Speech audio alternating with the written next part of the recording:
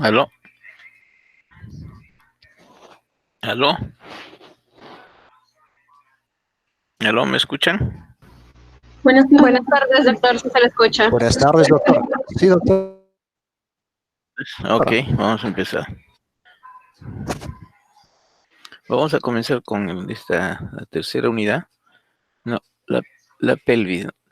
La cintura pélvica, o la pelvis ósea, está formado por los huesos coxales o hueso ilíaco, ¿no? Y el hueso sacro.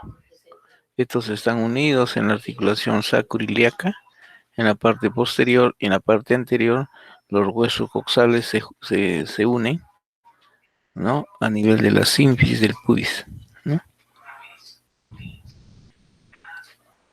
Eh, la pelvis ósea, ¿no? Es un anillo óseo en forma de, como si fuera un tazón, conecta la columna vertebral con el fémur. Entonces el peso que soporta la columna vertebral es transmitida a través de estos huesos hacia los miembros inferiores, ¿no? El hueso ilíaco, la pelvis ósea, está formado por los dos huesos ilíacos, estos son los huesos ilíacos, y el hueso coxal, ¿no? Y el sacro, en la parte posterior, ¿no? Aquí, ¿cuál es la posición de la pelvis?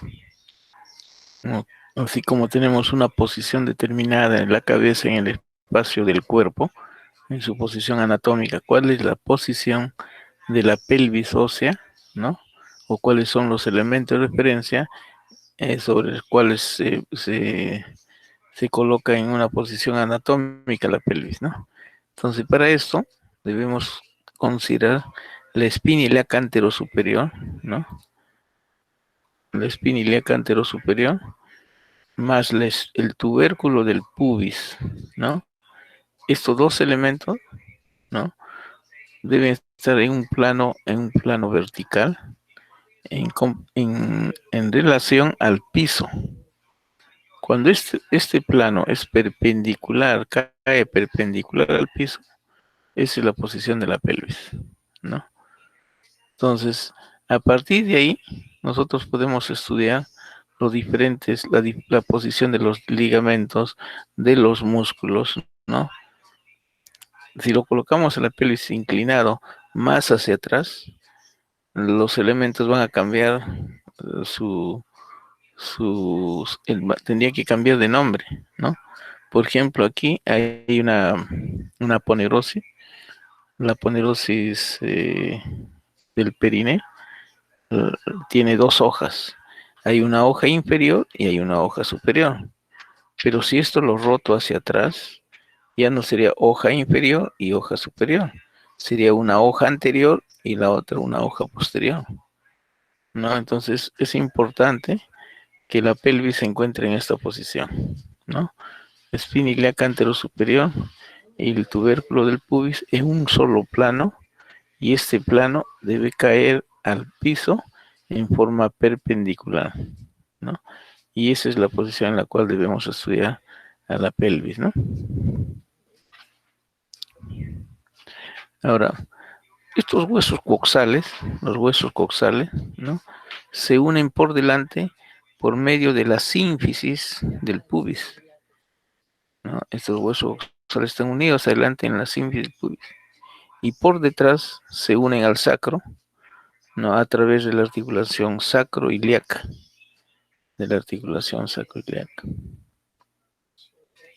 En los lactantes y niños, ¿no? Los pequeños, los huesos coxales, ¿no? Están unidos por cartílagos. Entonces, en una radiografía simple, ¿no? Esta es una radiografía, no vemos aquí, fíjense, es como si hubieran huesos independientes, ¿no? Aquí no hay continuidad, ¿no es cierto? Aquí no hay continuidad. Entonces, es que los cartílagos no son radiolúcidos, o sea, no se visualizan los cartílagos. Las radiografías son para tejido óseo, ¿no? Entonces, aparentemente aquí no hay, pero hay cartílago. hay un cartílago trirradiado, ¿no es cierto?, que va a unir a estos huesos. Entonces, mientras se produce el crecimiento de los huesos, ¿no es cierto?, y se alcanza la pubertad, paulatinamente, estos cartílagos van a ir desapareciendo y van a ser reemplazados por hueso, ¿no es cierto?, va a ser reemplazado por hueso y ahí habrá terminado el crecimiento, no habrá más crecimiento. El crecimiento, ¿no?, se inicia a nivel de los cartílagos, ¿no? El crecimiento en longitud, en diámetro anteroposterior, en diámetro transverso, el crecimiento en 3 dimensiones en el espacio, ¿no? Entonces, en los niños, ¿no?, en los lactantes y niños, se ven los 3 huesos independientes, pero unidos, están unidos por cartílago. Entonces aquí, a esto se llama el ilion. Este es el ilion. El que está aquí es el isquion. El que está aquí es el pubis. Entonces tenemos el pubis, el isquion y el ilion, ¿no? Y confluyen en la cavidad acetabular, no se juntan, ¿no?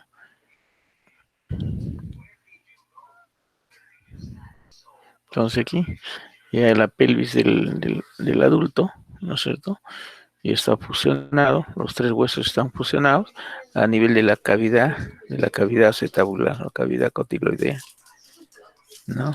Entonces aquí tenemos el pubis, este es el pubis, ¿no? Este es el isquio y el ilio, ¿no? El isquio presenta aquí una prominencia, la prominencia del isquio se llama tuberosidad isquiática. Sobre esta tuberosidad isquiática nosotros nos sentamos. En esta tuberosidad. No es igual isquion, que es todo, con tuberosidad isquiática, que solo es, la tuberosidad es esta, ¿no? La rama isquiopubiana es esta. Se llama rama isquiopubiana. Y esta es la rama del pubis, la rama horizontal del pubis, ¿no? Ahora, aquí, este hueso está casi en posición anatómica, ¿no? Entonces, en esta posición nosotros podemos decir, no, lo siguiente, ¿no? Que el hueso ilíaco presente aquí, este vendría a ser la espina ilíaca anterosuperior. Espina ilíaca anterosuperior, ¿no? Y esta es la espina, esta sería la espina ilíaca postero superior, ¿no? Entonces, entre la espina ilíaca anterosuperior y la espina ilíaca postero superior, todo esto se llama cresta ilíaca. Todo eso es la cresta ilíaca. Esa es la cresta ilíaca, ¿no? Se llama cresta ilíaca. La cresta ilíaca. Y la cresta ilíaca es el borde superior. Entonces aquí puedo decir, si se está en una posición anatómica, este es el borde superior. Es el borde superior. ¿Listo? Si este es el borde superior, este tiene que ser el borde inferior.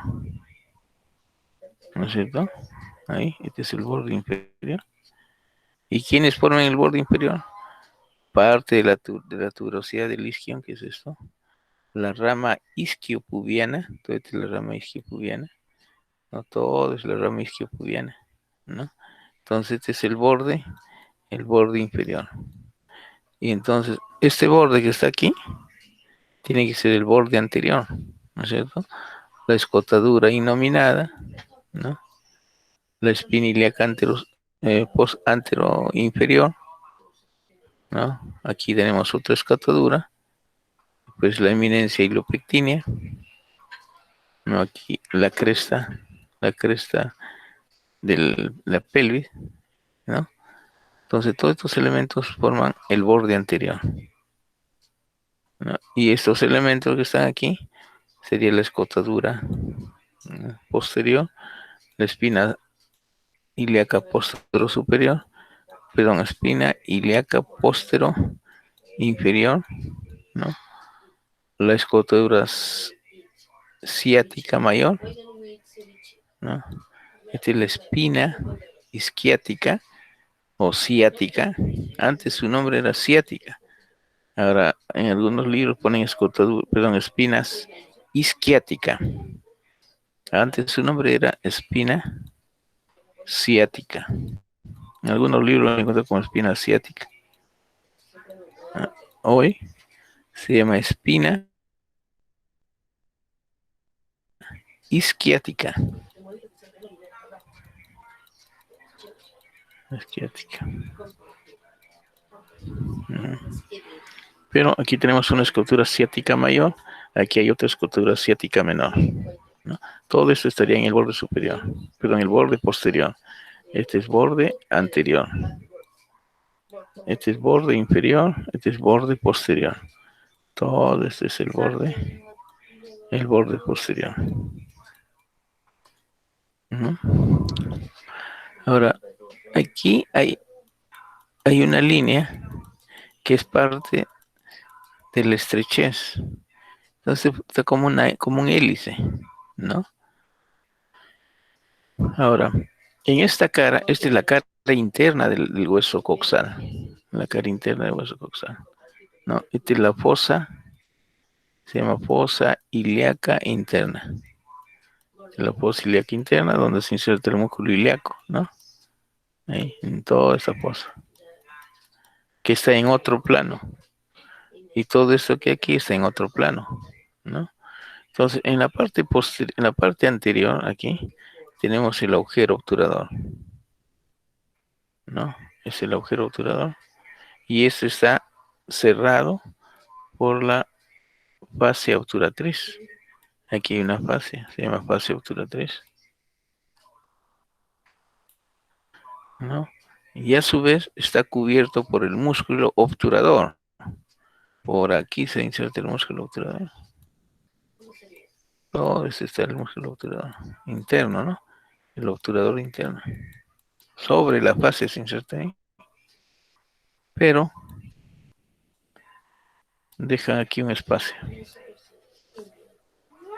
Y por ese espacio va a ingresar o va a salir de la cavidad pélvica hacia el miembro inferior la arteria obturatriz.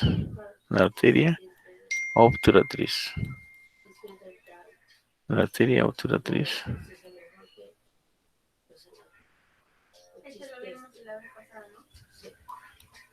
La arteria obturatriz. Obturatriz. La vena obturatriz. Y el nervio obturador.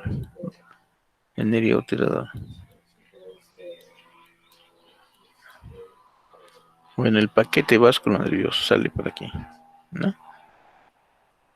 Ya, esta es en la parte, digamos, anterior, la parte inferior, ¿no?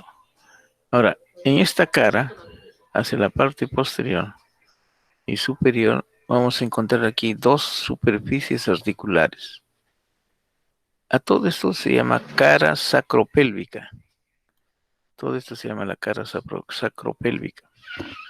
Esta cara sacropélvica, ¿no? Va a tener dos porciones. La tuberosidad ilíaca, ¿no? Esta es la tuberosidad ilíaca, todo esto.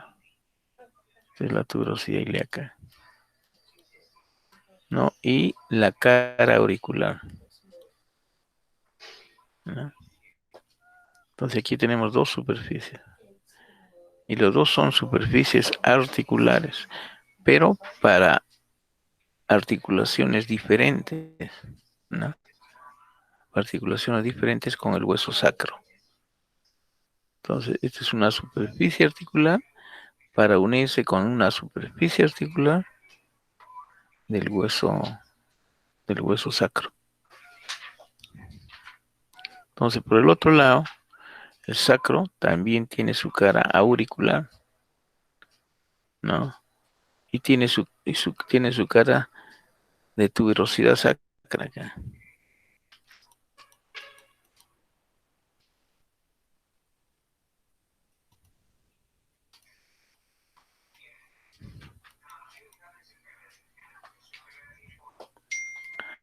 Entonces, cuando se articulan estas dos superficies, no vamos a tener una articulación, es una articulación sacroiliaca muy compleja, ¿no?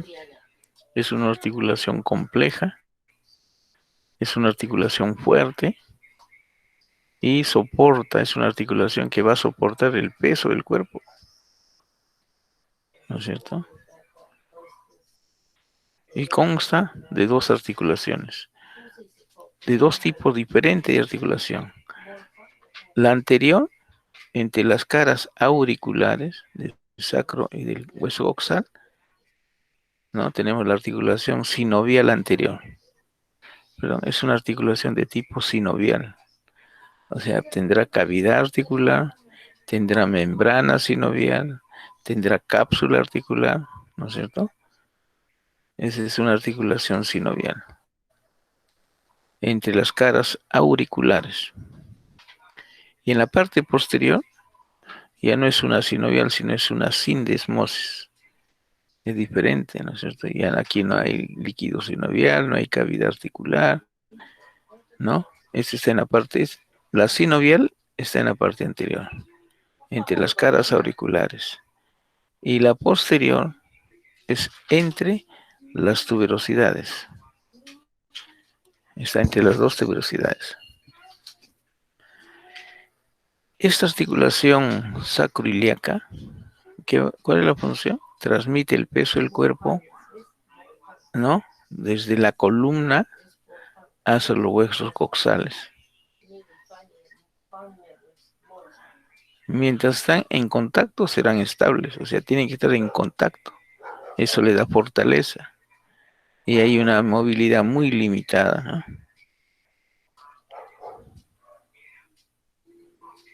Tiene ligamento sacroiliaco anterior, tiene ligamento sacroiliaco posterior, pero el ligamento más importante es esta. Los ligamentos sacroiliacos interóseos.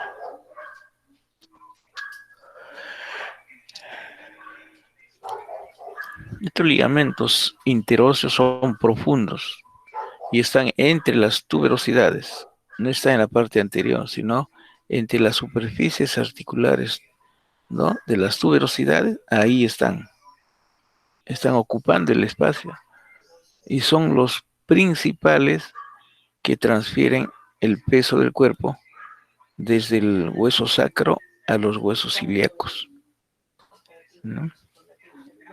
Este ligamento es el más importante en comparación a los otros ligamentos.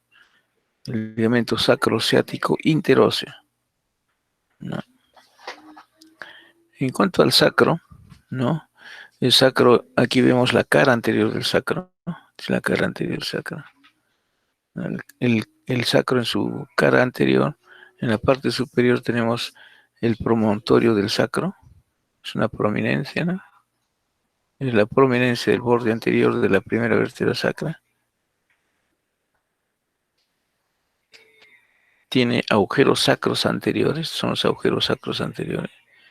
Tiene crestas sacras, uniendo estos agujeros tenemos a las crestas sacras. ¿No? El sacro tiene un vértice. Este es el vértice de sacro. ¿No? Y hay también un vértice del coxis. O sea, hay vértice del sacro aquí y hay vértice del coxis, ¿no? Ahora, la cara anterior es una cara cóncava. Es importante conocer la anatomía del sacro, porque cuando evalúan la pelvis femenina, tienen que ver las características, ¿no? ¿Qué características no debe tener una pelvis que va a ser sometida a un parto vaginal, ¿no? Entonces, aquí el otro comentario es, esta articulación sacrocoxigia se puede luxar en una caída, ¿no? Entonces algunos habrán tenido, caminan pues, o están con zapatos, con tacos altos, bajando la escalera rápido y se resbala y caen sentados. Y ahí puede haber luxación del coxis. Y la principal característica es no querer movilizarse, ¿no? Estar ahí. Entonces, si una persona se siente y se queda ahí, el dolor es intenso, probablemente hay una fractura o una luxación. Y el dolor es más intenso, ¿cómo hacen el diagnóstico? Miren el rostro cuando se levanta un paciente. El dolor es más intenso cuando se incorporan, se ponen de pie, que cuando están sentados. Entonces hay músculos, ¿no? Entonces hay luxaciones en el cual el paciente, el dolor es más intenso cuando el paciente o la persona intenta incorporarse que cuando quiera sentarse.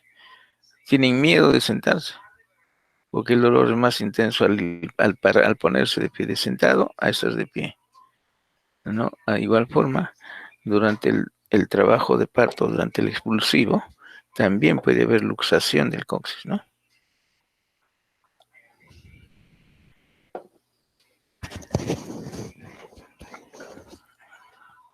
Ahora, ¿cuáles son las características en la cara posterior? En la cara posterior aquí tenemos la cresta sacra media. Todo esto viene, la unión de las apoyos espinosas se llama cresta sacra media, ¿no? Aquí, todo esto, la cresta sacra media. Y en la parte distal tenemos el hiato, se llama el hiato sacro. Por este hiato sacro va a salir un ligamento de fijación de la médula espinal, ¿no? Sale un ligamento de fijación que se ha constituido por dura madre y pía madre, ¿no? Y se fija en el dorso del sacro y en el dorso del coxis, ¿no?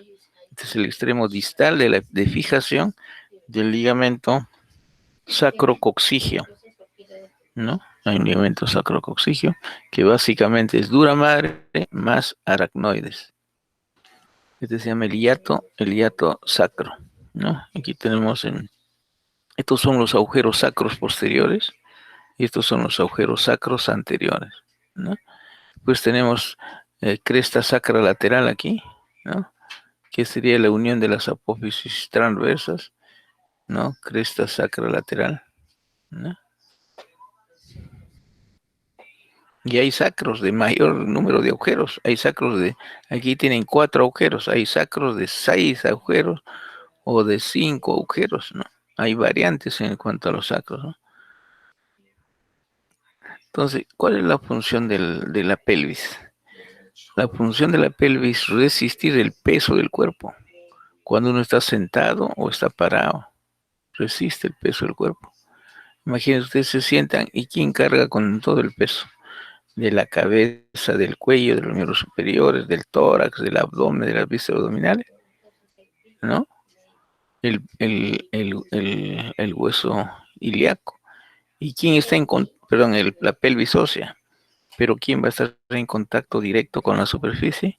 Las tuberosidades isquiáticas, ¿no? Las tuberosidades isquiáticas. Por eso cuando nosotros disecamos esa zona, en los pacientes se encuentra tejido fibrótico abundante encima de las tuberosidades isquiáticas.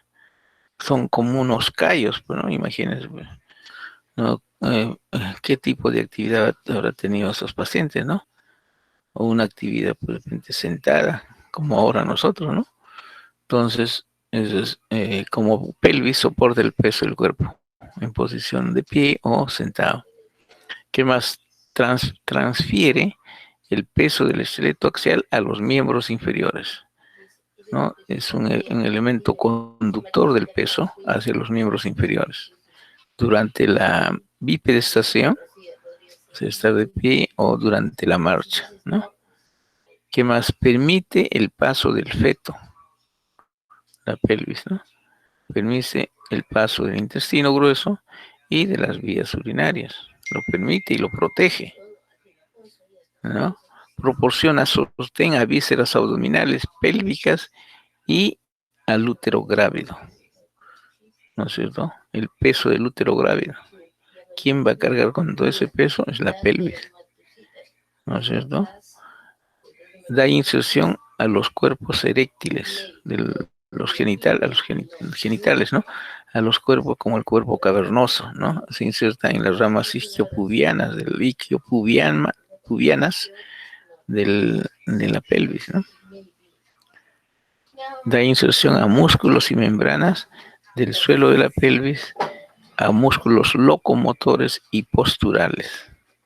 ¿Qué significa músculos locomotores? Los músculos que nos permiten caminar y los músculos que nos permiten mantenernos de pie.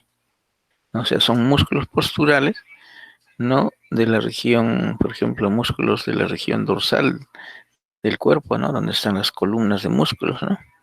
Y músculos locomotores son, pues, todos los músculos, el, el semitendinoso, el semimembranoso, el bíceps, ¿no? El cuádriceps. Entonces, los aductores, ¿no? Que se insertan en la rama isquiopubiana. Entonces, nos proporciona un elemento de fijación para esos músculos.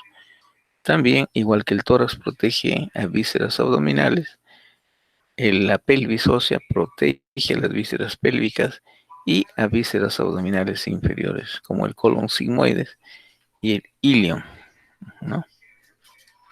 Entonces, esta pelvis ósea, ¿no? Está dividida, tiene dos partes: la pelvis mayor o falsa y la pelvis menor o verdadera, ¿no?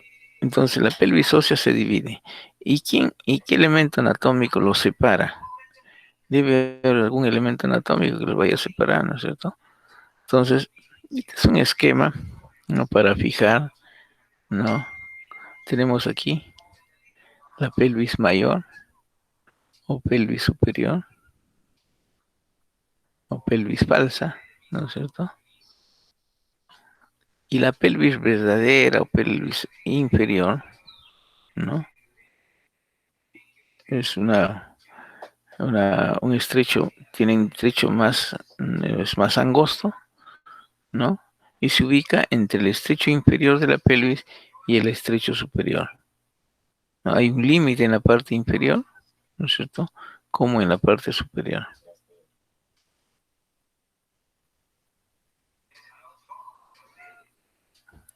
Ahora, vamos a ver. Entonces, vamos a ver qué elementos anatómicos forman el estrecho superior y qué elementos anatómicos forman el estrecho inferior. Pero antes, ¿cuál es la característica de la pelvis mayor? Dice, la pelvis mayor se encuentra por encima del estrecho superior. Entonces, si este es el estrecho superior, la pelvis mayor está por encima, ¿no es cierto? Aquí, ¿no? Está limitada posterolateralmente por las alas de ambos iliones o coxales. ¿Cuáles son las alas? Son este de aquí. Estas son las alas de los huesos ilíacos o coxales. O sea, lateralmente tenemos a los huesos iliones o coxales. Pero atrás no hay mucha cosa, ¿no? Dice, posteriormente se encuentra la cara anterosuperior de la vértebra S1. O sea, hacia atrás solamente tenemos a S1, ¿no? No hay una pared en la parte posterior. Es más, es más lateral en los elementos que, ¿no? Que está más en la parte lateral que en la parte posterior. Ahora, ¿qué es lo que ocupa esta cavidad, la pelvis mayor? La pelvis mayor está ocupada por el colon sigmoides y algunas asas del ilion, ¿no? Entonces, colon sigmoides puede ocupar y asas del ilion. La pelvis menor es un estrecho, perdón, es una estructura, está localizada entre el estrecho superior y el estrecho inferior de la pelvis. Lateralmente se encuentran las caras pélvicas de los huesos coxales ¿no? Las caras pélvicas. ¿A qué se refiere la cara pélvica?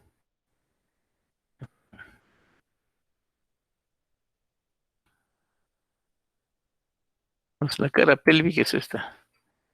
La cara pélvica de los huesos coxales. Esta. No.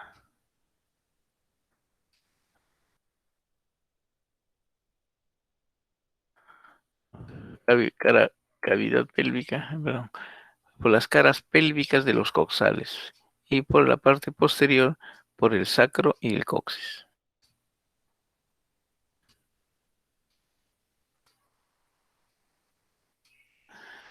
Ahora, posteriormente está el sacro y el coxis, ¿no es cierto? Ocupada por la cavidad pélvica verdadera, o sea, la pelvis menor es la estructura, ¿no es cierto? Y la cavidad pélvica es el espacio, ¿no? Está ocupada por la cavidad pélvica verdadera, las porciones profundas del periné. Cuando hablamos de periné, estamos hablando del lugar donde se ubican los genitales. A esa zona se denomina periné. Entonces está, dice, ocupada por las porciones profundas del periné, ¿no? Entonces, está ocupada también por las fosas isquiorrectales. Las fosas isquiorrectales están entre la tuberosidad isquiática y el recto. Ahí hay unas cavidades lateralmente al recto. Se llama fosas isquiorrectales, que generalmente están llenos de grasa, ¿no?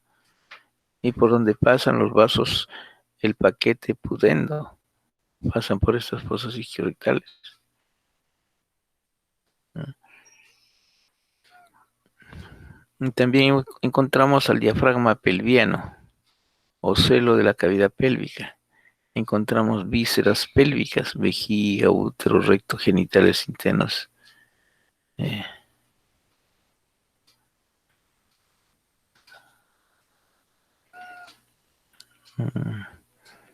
bueno, esta pelvis menor tiene mucha importancia en ginecología, en obstetricia, ¿no es cierto? Uno si quiere dedicarse a esta especialidad tiene que saber a la perfección la anatomía de la pelvis, ¿no?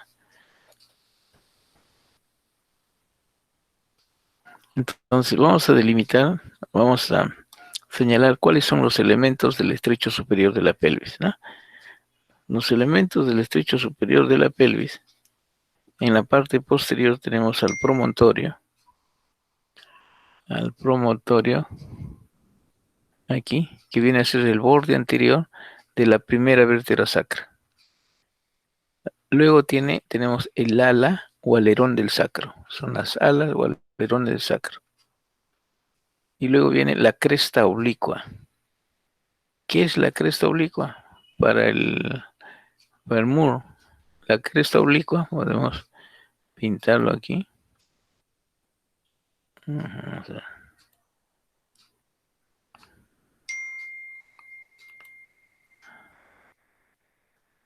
La cresta oblicua es desde esta articulación, ¿no? Desde aquí, la cresta oblicua le llama a todo esto, hasta aquí,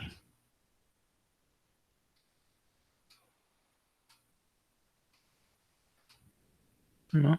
Entonces dice, la cresta aquí, promontorio, ala del sacro y cresta oblicua.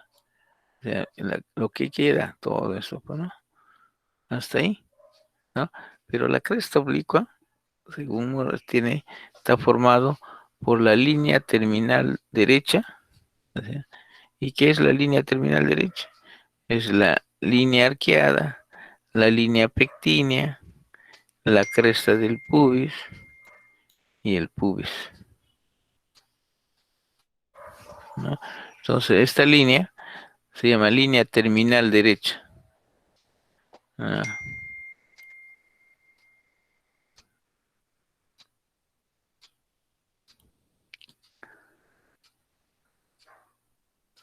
hasta aquí se llama.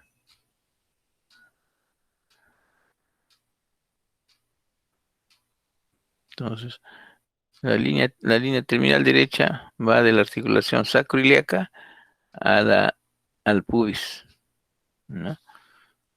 Y ese es del lado derecho. La línea terminal derecha del otro lado lo hace en sentido o en la parte izquierda, ¿no? Entonces tenemos línea terminal derecha, línea terminal izquierda. La suma de estas líneas se denomina cresta oblicua.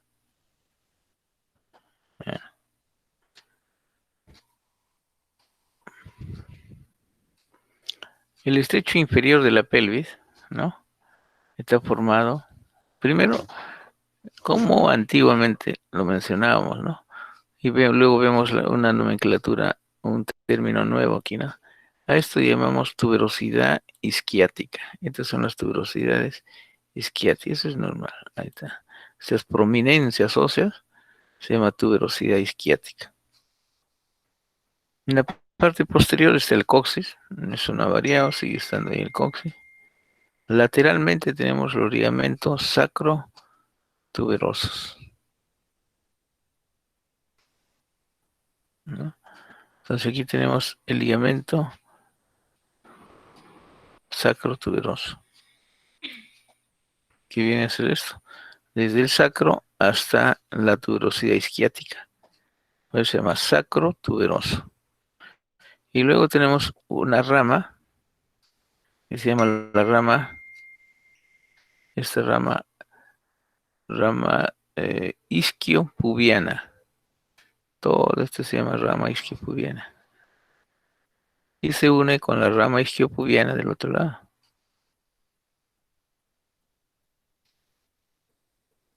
¿no? Entonces las dos ramas isquiopubianas se juntan a nivel de la sínfisis del pubis, ¿no? Ahora, ¿qué término nuevo hay? El arco del pubis, ¿no? Entonces, aquí aparece un término nuevo, el arco del pubis, ¿no? ¿Qué es el arco del pubis? Es la rama isquiopubiana de un lado y la rama isquiopubiana,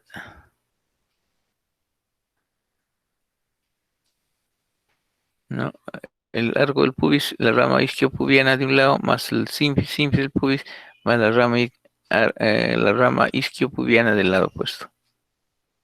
Nada más, ¿no? Entonces, esta anatomía, la que estamos mirando ahorita, es importante conocer.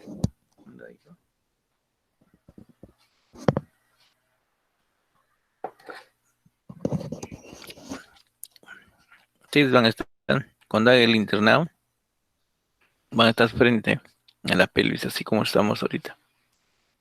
Van a estar atendiendo los partos, los partos por vía vaginal, partos que no tienen ninguna, ya han sido estudiados por los médicos, y probablemente les permitan atender un parto, ¿no?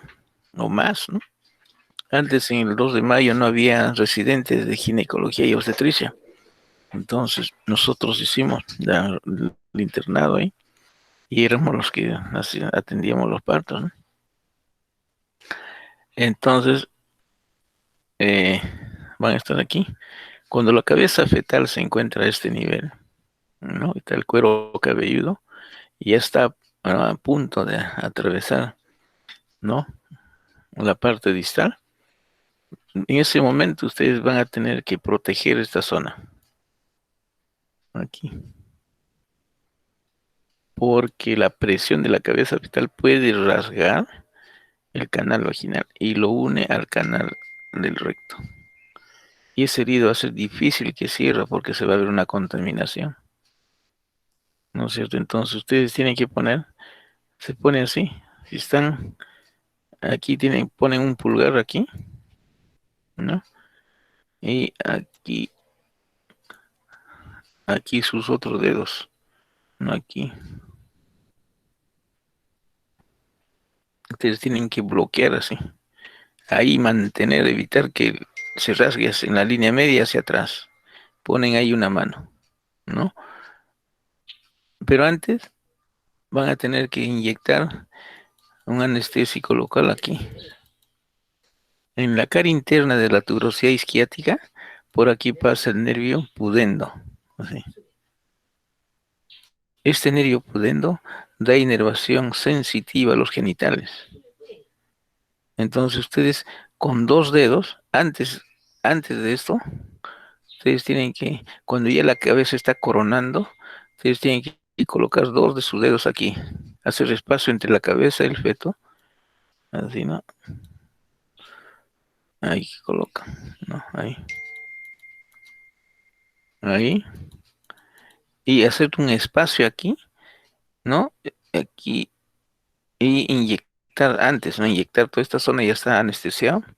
Entonces colocan aquí 2 dedos y entre los 2 dedos con la tijera cortan el labio menor y el labio mayor. Se llama episiotomía. Y listo. Va a sangrar un poco, ¿no? Pero no, eso no hay problema, se controla, ¿no? Y inmediatamente hacen eso, ya la cabeza está aquí. Con la mano derecha colocan ahí. Y con la otra mano van sobando la pared abdominal para que siga contrayéndose el útero. Y empieza, ya que están listos, ya viene. Entonces, en la cabeza del feto generalmente viene el occipucio por aquí, ¿no? Occipucio le llaman a la parte posterior del hueso occipital, ¿no? Son términos en ginecología, ¿no? Y la nariz está por aquí. Entonces, con este dedo ya se produce la salida de la cabeza y con esta mano le agarran el cuello, el mentón, ¿no es cierto? O entre ese primer dedo y el segundo colocan su cuello del feto y empieza, y con la otra mano derecha por aquí van buscando si hay circular de cordón alrededor, si hay doble circular de cordón se llama, o hay una vuelta del cordón umbilical alrededor del cuello. A veces hay 2 vueltas y eso impedía que descienda la cabeza. Entonces con la mano izquierda van buscando aquí si hay o no. Si hay, con un dedito lo jalan, no lo pasan por encima. Entonces para que el feto salga con tranquilidad. Si no van al hacer la maniobra pueden jalar a la placenta, no se debe tocar. Entonces desciende. Entonces con el lado izquierdo, con el lado derecho ya tienen cogido el mentón y con el lado derecho traccionan de aquí, del occipucio. Suavecito. Y con la misma mano que está aquí agarran los pies. No agarran los 2 pies, ya lo tienen ahí entre los dedos y nunca eleven al feto ni por encima ni por debajo del nivel de la madre. Si lo suben, la sangre del feto va a ir a la mamá. Y si lo bajan, va a haber mayor volumen de sangre hacia el feto. Lo mantienen al mismo nivel, ¿no? Lo giran, ¿no? Y algún ayudante, pues, le pone 2 pinzas al cordón umbilical y cortan entre las 2 pinzas. Y luego, esa pinza que queda con el cordón, lo dejan colgando ahí, ¿no? Y solito se va a ir desprendiendo la placenta. No hay necesidad de jalar. Esperan 20 minutos y después de 20 minutos pueden traccionar un poquito, ¿no? Pero solo se va desprendiendo.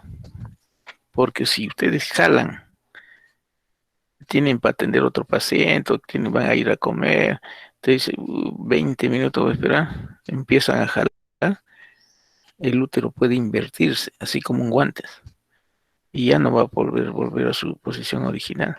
Tienen que hacer histerectomía. Entonces, eso es por invertirlo no como a un guante, no como un gorro.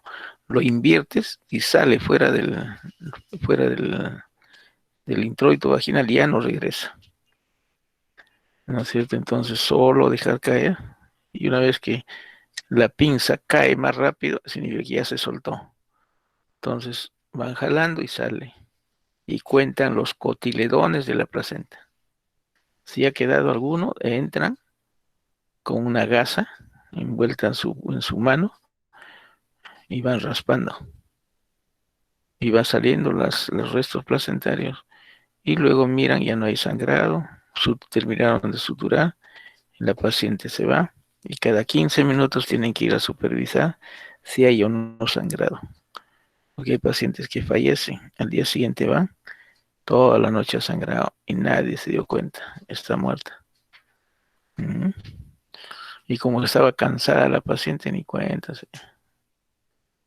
Bueno, entonces la episiotomía no se hace en la pared, puede ser al lado derecho o hacia el lado izquierdo. Eso siempre se hace en las primigestas, o sea, en las parturientas que por primera vez acuden, ¿no?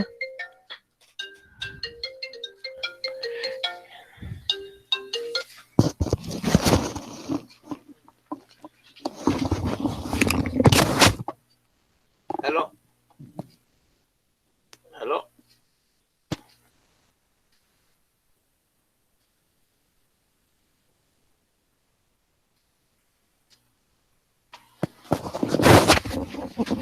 Ya, seguimos.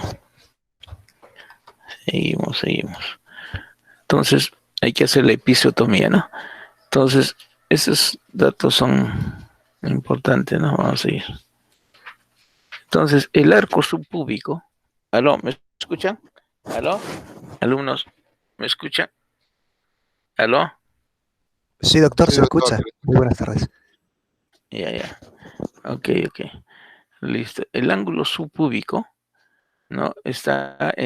Va a depender, dice, de la distancia de las tuberosidades isquiáticas. Este ángulo subpúbico, ¿no? Cuanto más separadas están estas tuberosidades isquiáticas, se va a acercar más a una pelvis ginecoide. Cuando es más estrecho, es una pelvis androide, ¿no? Entonces, el ángulo subpúbico va a depender de la separación o alejamiento de las tuberosidades isquiáticas. Los ligamentos sacrotuberosos y sacroespinosos son ligamentos que están alejados de la articulación sacroiliaca, pero proporcionan una resistencia ante el peso que pueda soportar o incrementarse mejor en la pelvis, ¿no? Entonces, estos ligamentos van a asegurar un mayor acercamiento o mantención de la articulación sacroiliaca, aún estando alejado de la articulación, ¿no? Vamos a ver aquí. Entonces, miren, estos dos ligamentos de aquí. El de atrás se llama el ligamento sacrotuberoso. Va del borde lateral del sacro y borde posterior, cara posterior, se va hacia la tuberosidad isquiática. Se llama sacrotuberoso. Y el otro ligamento es el sacroespinoso.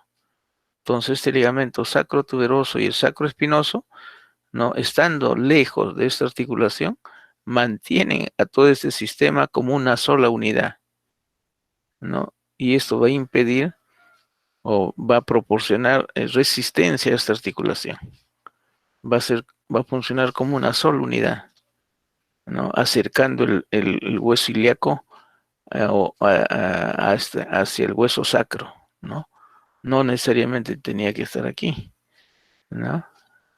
Entonces aquí tenemos el sacro espinoso en otra visión, por detrás el sacro tuberoso, ¿no?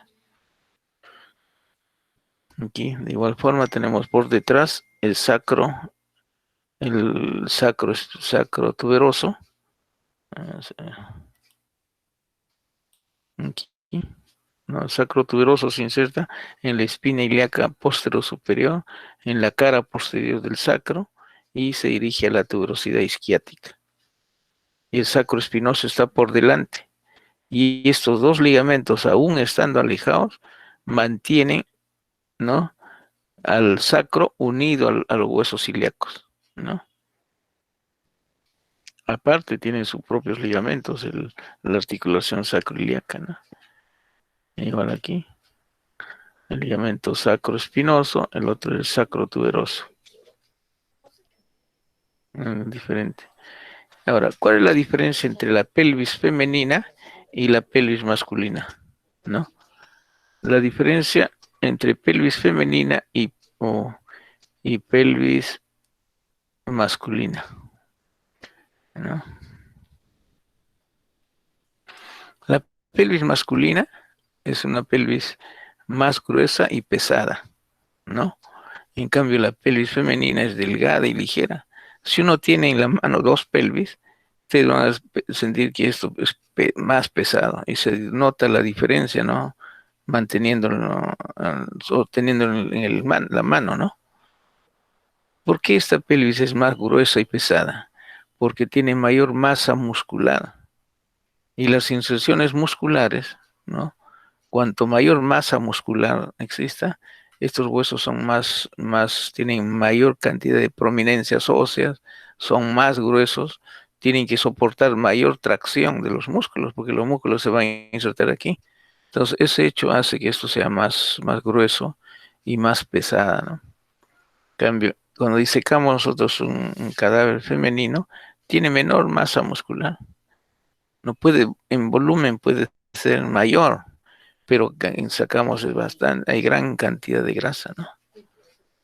Entonces, eso hace que esta pelvis sea más gruesa y pesada. La pelvis mayor es profunda, o sea, esta distancia es más profunda que esta distancia. Estamos hablando de la pelvis mayor, ¿no? La pelvis menor, esta pelvis menor es más estrecha, ¿no? Es profunda y cónica. Significa que esto es más ancho y aquí es más pequeño, es como un cono invertido. En cambio, en la pelvis femenina es más ancho, es poco profundo, ¿no es cierto? Y es cilíndrica. O sea, este diámetro es semejante al diámetro del estrecho inferior. Es como un cilindro, ¿no es cierto? Aquí no es como un cono, ¿no? Es como un cono. Ahora, la pelvis masculina, el estrecho superior, tiene forma de un corazón. Antes nos decían tiene forma de un corazón, de un naipe francés. Y nunca conocimos un naipe francés, ¿no es cierto? O nunca conocí. Entonces, tiene forma de un corazón. En cambio, el estrecho superior de una pelvis femenina es de forma ovalada, con un diámetro transverso mayor que un diámetro antero-posterior, ¿no? Son diferentes la forma del estrecho superior. ¿Qué más? El acetábulo. El acetábulo es la cavidad donde ingresa la cabeza del fémur, ¿no? Es más grande en el sexo masculino y es más pequeño en el sexo femenino. El foramen obturado, el agujero obturador. Aquí es circular y aquí es ovalado. Es ovalado aquí. El ángulo subpúbico, este ángulo subpúbico es agudo en el sexo femenino, masculino, perdón. Es menos de 80 grados. 80 grados o menos. Y aquí no, es un ángulo obtuso, ¿no? Este es un ángulo obtuso. Entonces, mirando el ángulo uno y teniendo en la mano, dice, esta es una pelvis femenina, ¿no? Puede diferenciar uno fácilmente. La incisura isquiática mayor, a esto, antes se llamaba escotura ciática mayor, ¿no? Ahora se llama incisura isquiática. Es menor de 90 grados, ¿sí? O es estrecho, es agudo en el sexo masculino. En cambio, en el sexo femenino es casi 90 grados, ¿sí? ¿No? ¿Qué tipos de pelvis tenemos? Los tipos de pelvis que tenemos, ¿no? Son, o, dice, la diferencia anatómica entre la pelvis masculina y femenina son muy claras, pero la pelvis de cualquier persona puede presentar características del sexo contrario, ¿no? Generalmente la pelvis androide es la pelvis más frecuente en el varón y la pelvis ginecoide es más frecuente en el sexo femenino. Pero hay otros tipos de pelvis que pueden estar presentes en cualquiera de los sexos, ¿no? Entonces, claro, pero con sus características particulares, ¿no? De repente, no el peso, ¿no? El peso siempre va a ser más pesado en una pelvis masculina que una pelvis femenina, ¿no? Y va a ser más gruesa, ¿no?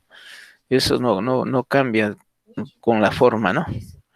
Dice, de acuerdo a la clasificación de 1933, esto sigue, perdura esta clasificación, nadie lo ha cambiado, ¿no? Fue propuesta por Cadwell y Molloy, ¿no? Y lo clasifica la pelvis en 4 tipos de pelvis, ¿no? La pelvis ginecoide es la más frecuente en el sexo femenino, ¿no? Las características que hemos señalado es de una pelvis ginecoide. La pelvis androide es la que señalamos en nosotros para el sexo masculino, ¿no? Es, el estrecho superior forma de un corazón de un naipe francés, ¿no? Y todas las demás, ¿no? Las características que mencionamos es de un androide. Pero independientemente de estas, hay otra pelvis que se llama la pelvis antropoide. La pelvis antropoide se caracteriza por tener un diámetro antero-posterior mucho mayor que el diámetro transverso, ¿no? Entonces, esa es la característica principal, ¿no? Y la característica en la pelvis platipeloide, esta es la pelvis platipeloide, se caracteriza porque su diámetro transverso es más marcado que una pelvis ginecoide, ¿no? Entonces aquí es más amplio su diámetro transverso. Lo demás varía muy poco, ¿no? Si comparamos con las demás características, ¿no? La principal característica es esta. Entonces aquí los tipos, la ginecoide, que ya lo conocimos, la platipeloide es la que tiene un diámetro transverso mucho mayor que una ginecoide y su diámetro es mayor que el diámetro transverso. La androide es la característica de una pelvis masculina, que lo mencionamos. Y la antropoide, su diámetro antero-posterior es mayor que el diámetro transverso, ¿no? Y aquí tenemos, pues, por ejemplo, en una pelvis androide, tenemos las espinas, son más prominentes, están acercándose al espacio. Entonces el feto descender por este espacio, teniendo aquí unas espinas que se dirigen a la línea media, no es un riesgo, puede quedarse ahí atrapado, ¿no? Y, en cambio, fíjense, una pelvis ginecoide. Aquí las espinas ciáticas o isquiáticas no se observan, están hacia afuera, ¿no? En un antropoide también es marcada y puede tener un buen diámetro antero-posterior, pero no un diámetro transverso, ¿no?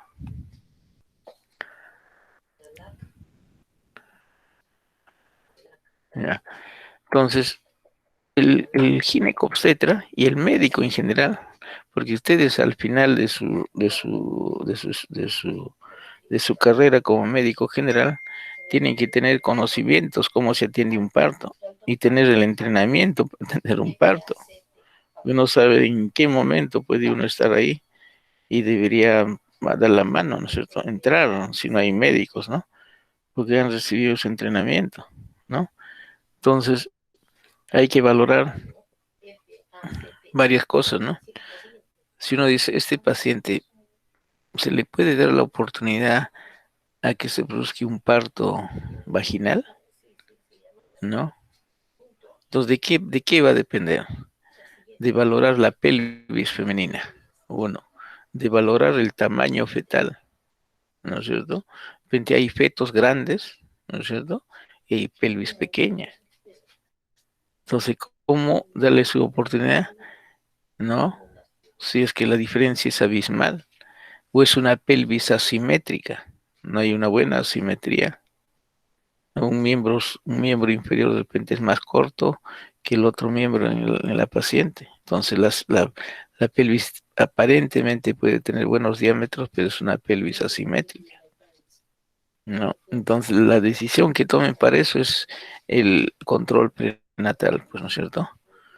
Entonces dice, no, eso no creo que sea un parto por vía vaginal, hay que programar para un parto por una conclusión del embarazo por una cesárea. Hay que programar, ¿no es cierto? Entonces, para eso es útil el control prenatal, ¿no? Entonces, la pelvimetría, dice, es la medición de los diámetros del estrecho superior e inferior. La pelvimetría manual tenía gran importancia, sobre todo cuando se sospechaba de una estrechez pélvica que podía dificultar el paso del feto por el canal del parto, ¿no?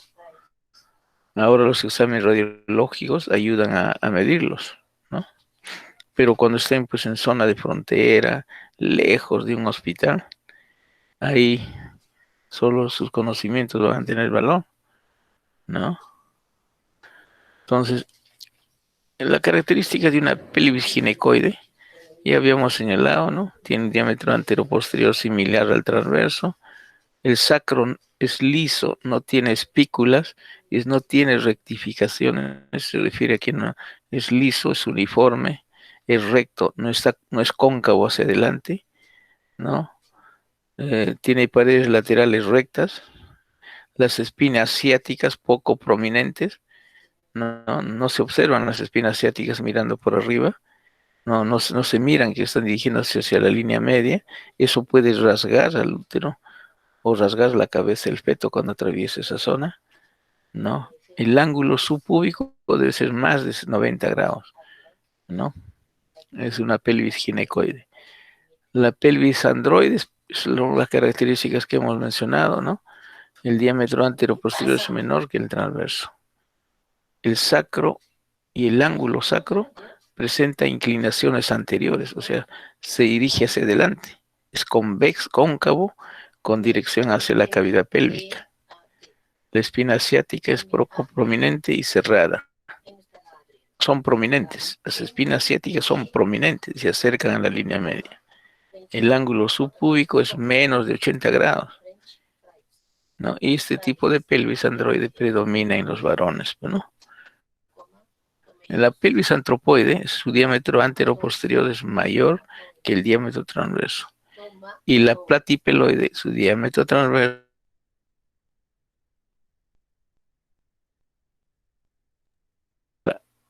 la pelvimetría interna, ¿qué es lo que valora? Entonces, el tacto que uno hace, ¿no? Aquí, por ejemplo, está valorando la escotadura ciática mayor. Esta escotadura ciática o isquiática, por aquí debe ingresar un dedo o dos pulpejos de dedo para entender que esto es de 90 grados más o menos. O sea, está valorando la escotadura ciática mayor, ¿no? Por aquí está valorando las espinas ciáticas o isquiáticas, si son prominentes o no, si se acercan a la línea media o no, si terminan en punta o si están alejadas, ¿no? Ahí valora las espinas ciáticas. Aquí está valorando, ¿no? La cara posterior de la sínfisis del pubis. A veces hay espículas aquí en la cara anterior, ¿no? Aquí es para valorar el diámetro promonto subpúbico. A este nivel existen diámetros. Se llama del promontorio a la parte superior del pubis, se llama promonto suprapúbico. Del promontorio a la cara posterior del pubis se llama promonto retropúbico a la cara posterior. Y del promontorio al borde inferior se llama promonto subpúbico. Entonces tenemos 3 diámetros. Ahora, el cirujano o el ginecobstetra debe conocer la distancia que hay entre la punta del dedo medio y el pliegue. Entonces, con eso, imagínense, mide 13 centímetros. Entonces, con este dedo llega al promontorio y apenas lo choca. Entonces, de aquí, el promonto subpúbico mide 13 centímetros. ¿No es cierto? Ahora, a esos 13 centímetros, porque ¿cuál es el diámetro más importante de los 3 que he mencionado? Es el promonto retropúbico, es el más importante. Pero yo no puedo medir el promonto retropúbico, pero sí sé que si le quito 1,5 cm al diámetro promonto subpúbico, le quito 1,5 cm, me va a dar el valor del promonto retropúbico. Entonces, si esto mide 13 centímetros y apenas palpo, entonces sería 13 centímetros el promonto subpúbico. Le quito 1,5 cm, sería 11,5, pero el mínimo es 10,5. O sea, tiene 1 centímetro de más, ¿está bien? Entonces tiene un buen diámetro promonto retropúbico, ¿no? Aquí también valora, fíjense que está valorando la cara anterior del sacro, ¿no es cierto? Está valorando la concavidad, ¿no? o es convexo, o tiene irregularidades en la cara anterior del sacro, ¿no? Que podrían complicar la cirugía, ¿no? El trabajo de parto, ¿no? Entonces, ¿qué diámetros conocemos del estrecho superior?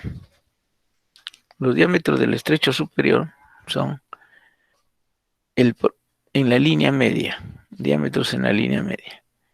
¿No? Tenemos el promonto suprapúbico.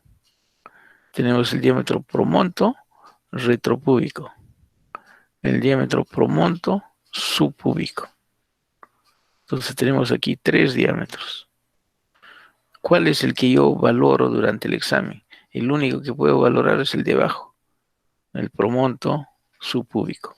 Pero ¿cuál es el que me interesa saber? El estrecho, el promonto retropúbico. Este diámetro. Pero ¿cómo puedo sacar? Le saco a esto, a lo que mide aquí, le resto 1,5 cm. ¿No? Por ejemplo, aquí, si mide 12 centímetros menos 1,5 cm, es 12,5. Si esto mide 13 centímetros menos 1,5 cm, sería 11,5. ¿Está bien? ¿No? Ya. Entonces, ¿cuánto mide el diámetro promonto suprapúbico? El promonto suprapúbico mide 11 centímetros. Y ese diámetro también se conoce como conjugado anatómico, ¿no? El promonto retropúbico es 10,5, ¿no? Y se llama promonto retropúbico, se llama conjugado vera o conjugado obstétrico. Tiene todos esos nombres, ¿no? Y el promonto subpúbico se llama conjugado diagonal, ¿no? Y esto debe medir mínimo 12 centímetros.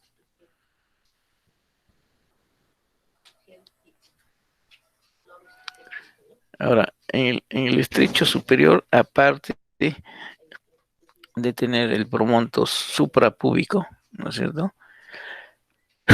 Existen otros diámetros. Ahí el diámetro transverso máximo, no busco los puntos más alejados del estrecho superior y lo mido. Mínimo de medir 13,5. Aquí. Es el diámetro mínimo, ¿no? Después tengo el diámetro oblicuo. Entonces busco la articulación sacroiliaca del lado derecho y trazo una línea hacia la eminencia pectínea. Aquí hay una eminencia con dirección a la eminencia pectínea. Y donde cae aquí se llama cresta pectínea. No, mido, mínimo debe tener 12 centímetros. Entonces hay diámetro oblicuo derecho, habrá un diámetro oblicuo izquierdo, un diámetro transverso máximo, ¿no? Y son diámetros del estrecho superior.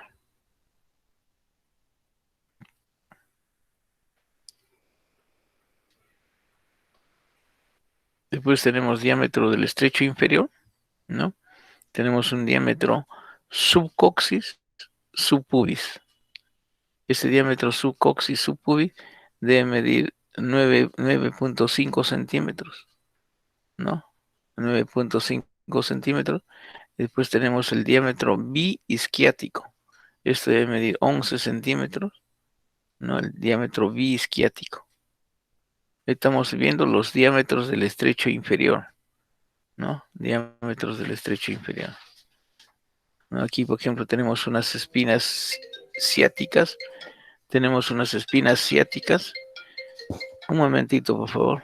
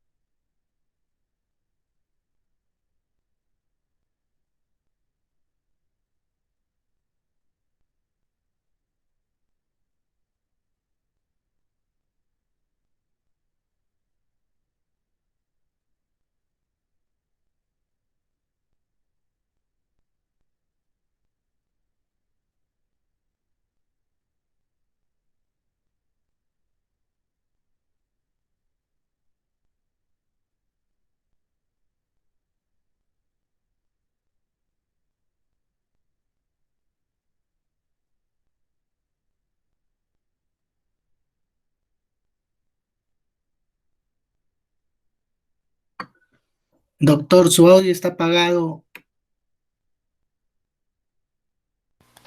¿Aló? ¿Ahí cómo va? ¿Ahí escuchan? Sí, doctor. ¿Aló? Sí, doctor. Ya, ya, muy bien. Entonces aquí tenemos el diámetro biciático entre las espinas ciáticas, no, espinas ciáticas, se llama espina ciática o a espinas isquiática, ¿no? Ahora le llaman espina isquiática.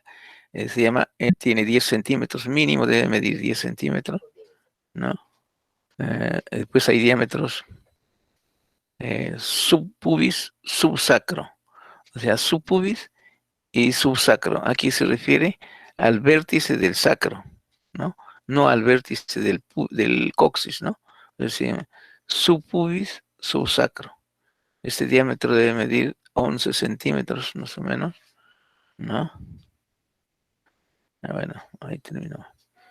Bueno, ahí nos vamos a quedar. Esta última parte no sé por qué ha salido las láminas así. Bueno, vamos a mejorarla. Alumnos, ahí nos quedaríamos más bien para el día domingo. No, el domingo será el examen parcial, ¿no? Son, de nuevo, les repito, son 20 preguntas, ¿no? Y habrán 10 de tórax y 10 de abdomen. Solo teoría nada más. Les daré sus 60 minutos, ¿no? Y el parcial tiene mayor peso que que un examen de la unidad. Así que traten de repasar estos días las unidades, ¿no? Que corresponde. Ya, listo. ¿Alguna pregunta, alguna duda, alumnos? ¿Aló? No, doctor, todo claro. Ya, ok, listo, nos vemos. Hasta Doctor luego. Romero, Sí, una consultita. Buenas sí, tardes. ¿A qué hora sería el buenas. examen para el día domingo? El examen sería en la misma hora que hemos En la usado, noche a las de 7. 7 Gracias, doctor. De de 7 7 a hasta 8. Si tienen gracias. algún problema con tiempo, me avisan pues para buscar un horario que no se perjudique a nadie, ¿no? ¿Ya? Muchas gracias, doctor. Ok, Muy amable. listo, hasta luego. Ya.